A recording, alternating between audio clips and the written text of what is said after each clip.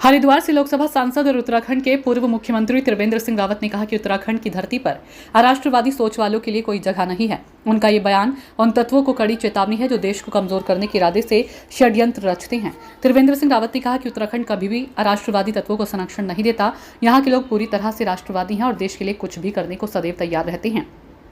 उत्तराखंड में इस तरह की गतिविधियां करना जो देश को नुकसान पहुंचाने वाली हो, ऐसे प्रयासों को यहां की जनता कभी सफल नहीं होने देगी।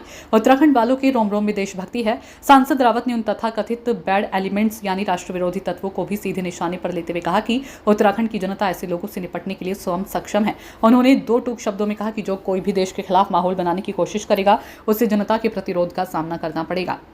ये पहली बार नहीं है जब उत्तराखंड की जनता ने अपनी राष्ट्रभक्ति का परिचय दिया हो। सीमाओं की रक्षा हो या आपदा में सेवा, उत्तराखंड हमेशा अग्रणी रहा है।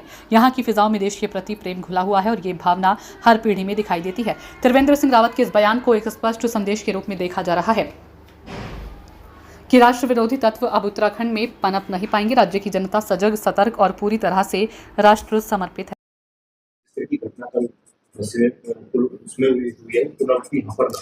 देखो, उत्तराखंड कभी भी अराष्ट्रवादी तत्वों को संरक्षण नहीं देता है।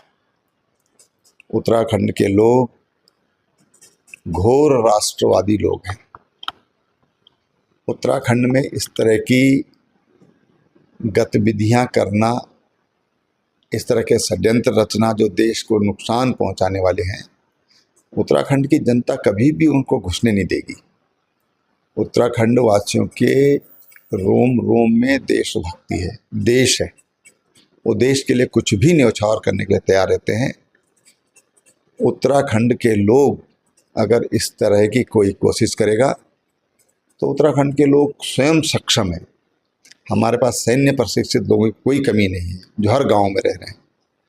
तो इस तरह के जो बैड एलिमेंट हैं, जो अराष्ट्रवादी तत्व हैं, उनसे उत्तराखंड की जनता स्वयं निपटने में सक्षम है।